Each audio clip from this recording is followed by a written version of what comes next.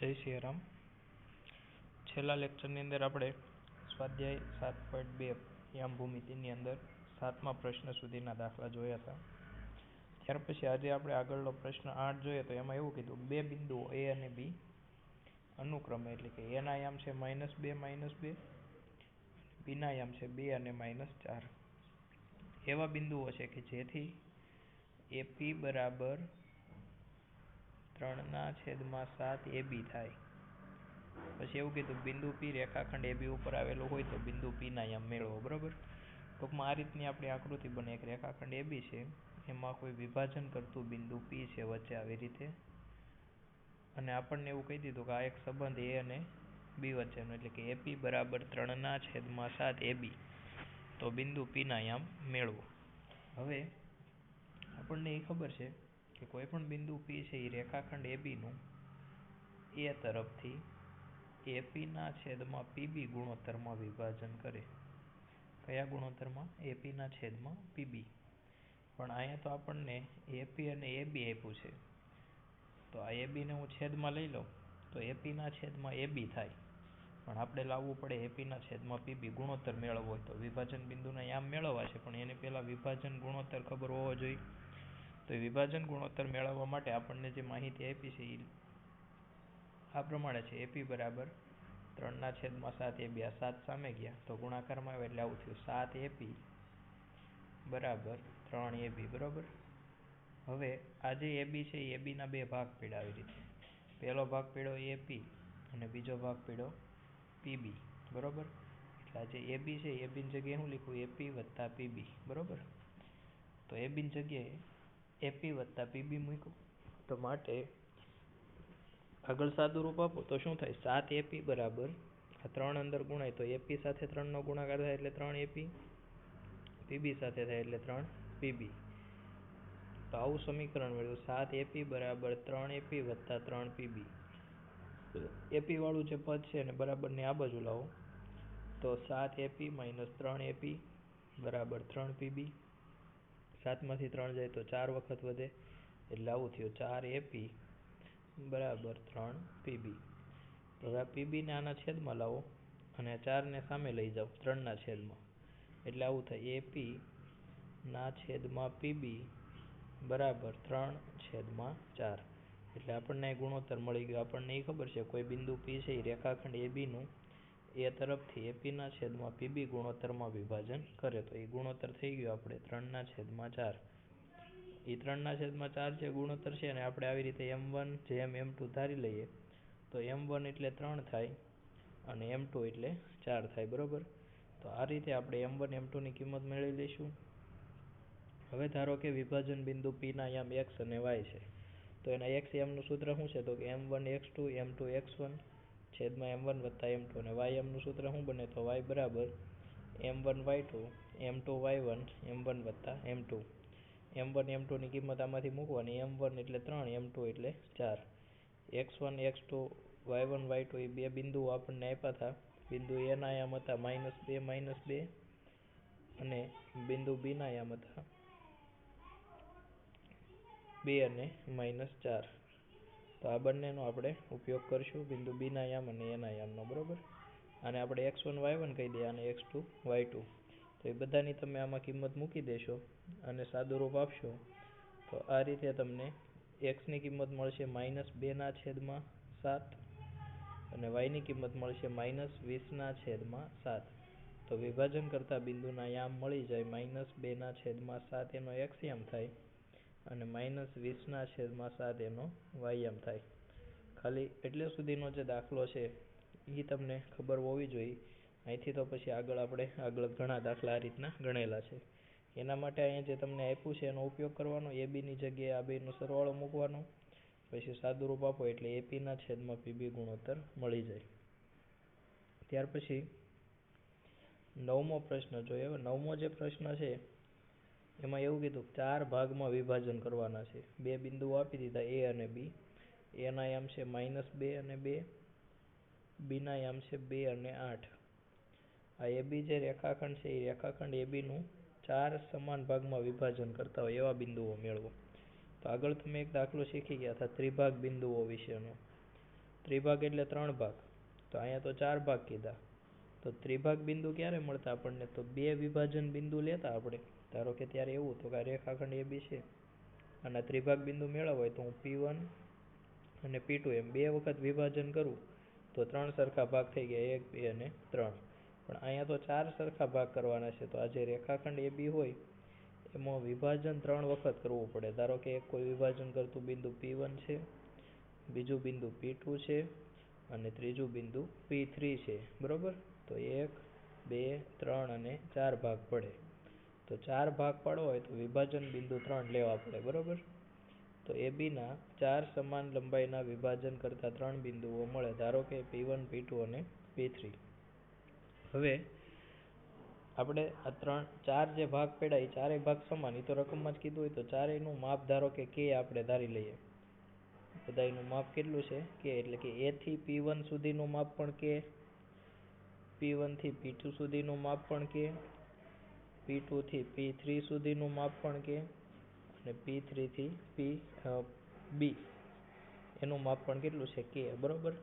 હવે P1 નું આપણે વિભાજન કરવું હોય P1 થી, તો આ જે આખો રેખાખંડ હતો AB એમાં વચ્ચે એક બિંદુ અહીંયા P1 છે, બાકીના P2 અને P3 એનું આપણે કામ નથી, એટલે બે ભાગ પડ્યા. પહેલો ભાગ પડે AP1, પહેલો ભાગ કયો પડે? AP1. અને બીજો ભાગ કયો પડે? P1B. બીજો ભાગ કયો પડે? P1B. એટલે કે P1 ના યામ મેળવવા હોય તો ગુણોત્તર કયો લેવો પડે? તો કે AP1 ના છેદમાં P1B. એ ગુણોત્તરમાં વિભાજન કરે. એટલે કે રેખાખંડનું P1 બિંદુ A તરફથી AP1 અને બીજો ભાગ એટલે કે P1B ગુણોત્તરમાં વિભાજન કરે. હવે A થી P1 સુધીનું અંતર કેટલું? તો કે K. તો આ P1 થી B સુધીનું અંતર કેટલું થાય? તો કે 3 વખત આવે છે ને. આનું K માપ, આનું પણ K અને આનું પણ K. તો 3 વખત K લ્યો એટલે 3K થાય. એટલે P1B ની જગ્યાએ શું લખશું આપણે? તો કે 3K. એટલે K ના છેદમાં 3K. K ઉડી ગયા એટલે ઉપર 1 વિધો, નીચે કેટલા વિધા? 3. બરાબર. આપણો ગુણોત્તર કયો છે? તો કે M1 ના છેદમાં M2. એટલે M1 ની કિંમત 1 લેવાની અને M2 ની કિંમત કેટલી લેવાની? 3 લેવાની, બરોબર? તો 1/3 ગુણોત્તરમાં વિભાજન કેમ કરે એ ખબર પડી જવી જોઈએ. આ એક ભાગ છે એટલે 1 લીધું, આ 3 ભાગ છે એટલે 3 લીધું. કોના માટે? તો કે P1 માટે, બરોબર? હવે એના યામ ખબર છે આપણને -2 અને 2. B ના યામ ખબર છે 2 અને 8. એને આપણે ધારી લઈશું x1 y1 અને x2 y2. x યામનું સૂત્ર m1 x2 m2 y1 m1 + m2. y યામનું સૂત્ર m1 y2 m2 y1 છેદમાં m1 + m2. બધાની કિંમત મૂકવામાં તો m1 અને m2 કેટલા લેવાના? તો કે 1 અને 3.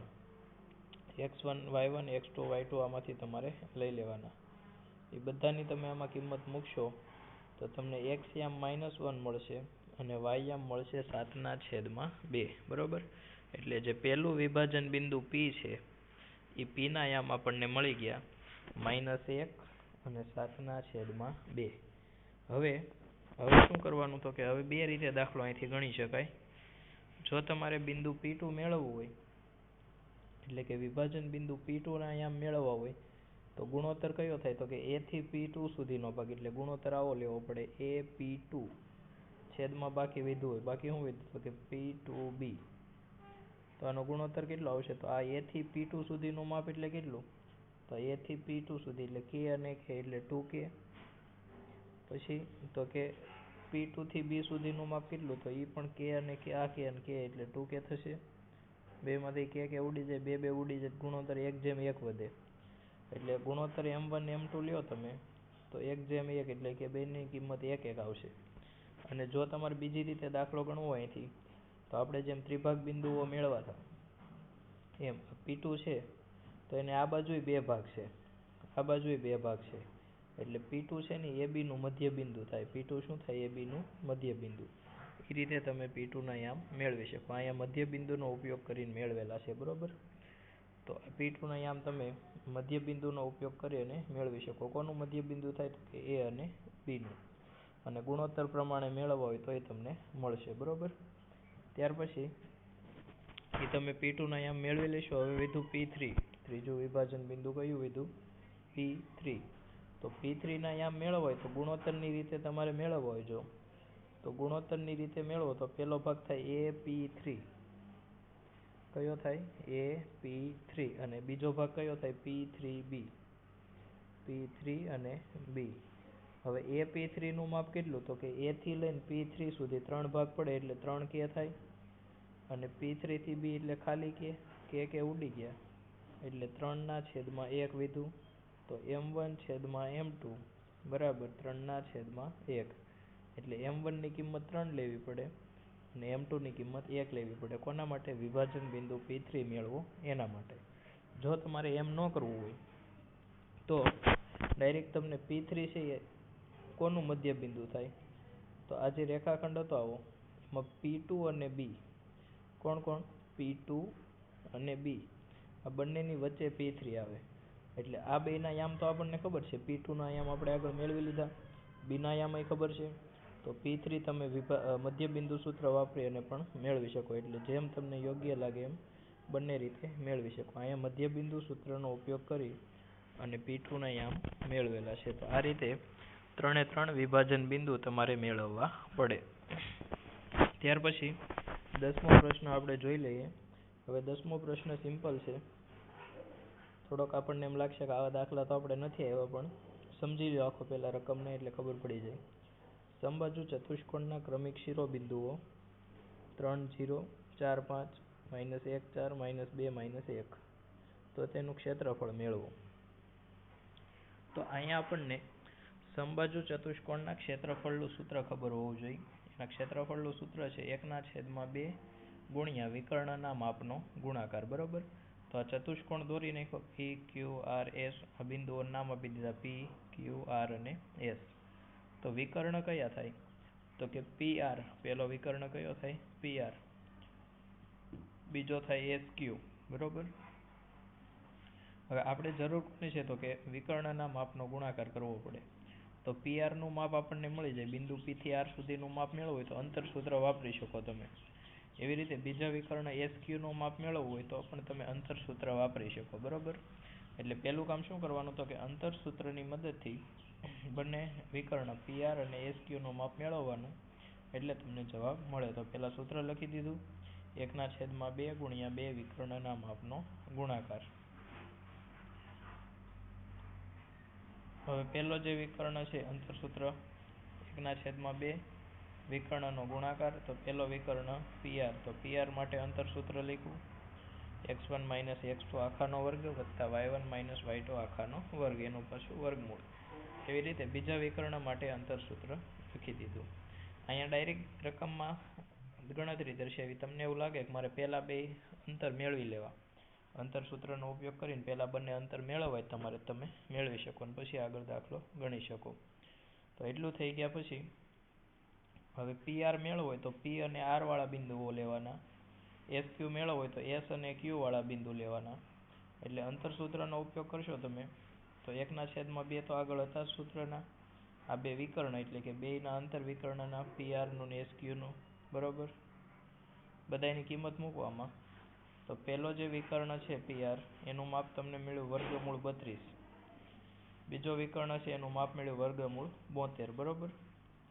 હવે જો 32 ના આપણે ભાગ પાડ્યા તો 16 દુ 32, 72 ના ભાગ પાડ્યા 36 દુ 72, 1/2 આમને, 16 નું વર્ગમૂળ 4 થાય, વર્ગમૂળ 2 આમને રહેશે, બરોબર.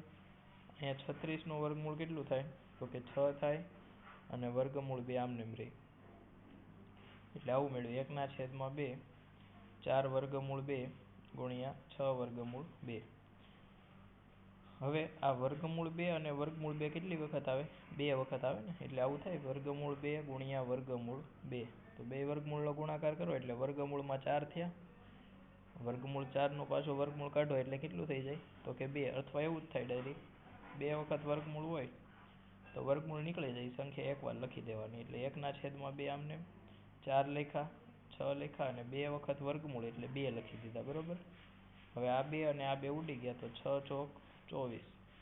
તો આપેલા ચતુષ્કોણનું ક્ષેત્રફળ 24 ચોરસ એકમ થાય. યાદ શું રાખવાનું છે આમાં? તો કે યાદ એ રાખવાનું છે કે ક્ષેત્રફળનું સૂત્ર ખબર હોવું જોઈએ, વિકર્ણનો ગુણાકાર. અને વિકર્ણનું માપ કેમ મેળવવાનું? તો કે આકૃતિ દોરીને અંતર સૂત્રની મદદથી બંને વિકર્ણ મેળવવાના. તમારે આવું ન કરવું હોય તો પહેલા PR મેળવી લેવાનું અંતર સૂત્રથી, પછી SQ મેળવી લેવાનું, પછી આ સૂત્રમાં કિંમત મૂકી દેવાની એટલે તમને જવાબ મળી જશે. તો આ રીતે તમારે સ્વાધ્યાય 7.2 છે આખું પૂર્ણ કરી દેવાનું રહેશે.